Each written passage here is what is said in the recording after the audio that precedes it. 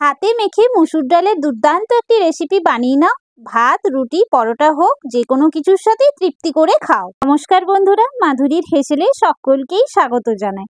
আমার পুরনো বন্ধুদের জন্য রইল অসংখ্য ধন্যবাদ আর প্রচুর প্রচুর ভালোবাসা। আর নতুন বন্ধুদের জন্য রইল আমার একটাই অনুরোধ, সম্পূর্ণ ভিডিওটি দেখে ভিডিওতে লাইক দিয়ে চ্যানেলটিকে চটপট করে সাবস্ক্রাইব করে নাও। তাহলে চলো আর কথা না বাড়িয়ে চটপট করে রেসিপিটি শুরু করে ফেলি। এখানে আমি 1 কাপ মতো মসুর ডাল নিয়ে নিয়েছি। ডালটাকে প্রথমে 3-4 বার ভালো করে ধুয়ে পরিষ্কার করে নেব। ডালটাকে পরিষ্কার করে ধুয়ে বেশ ভালোভাবে জলটাকে ঝরিয়ে নিয়েছি।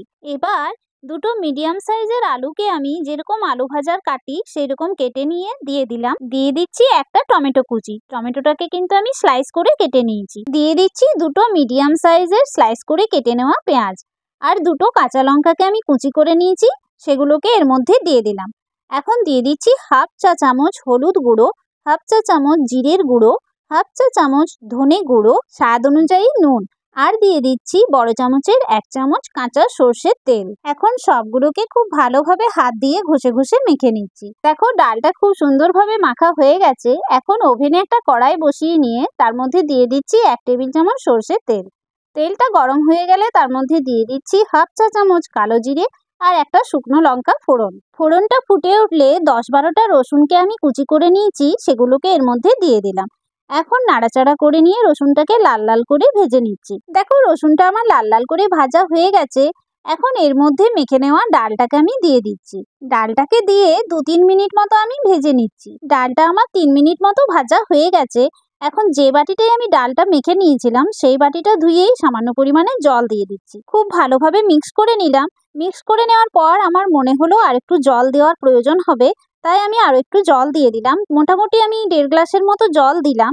আবারও বেশ ভালোভাবে মিক্স করে নিচ্ছি। এবার স্বাদটাকে ব্যালেন্স করার জন্য দিয়ে দিলাম সামান্য পরিমাণে চিনি, আর সুন্দর একটা ফ্লেভারের জন্য দিয়ে দিলাম 2টো চেরা কাঁচা লঙ্কা। আবারও একটু মিক্স করে নিয়ে একটা ঢাকা দিয়ে লো ফ্লেমে 5 মিনিট মতো আমি হতে দেব। ততক্ষণে ওভেনের আরেকটা সাইডে একটা ফ্রাইং প্যানের মধ্যে দিয়ে দিচ্ছি 2 টেবিল চামচ সর্ষের তেল।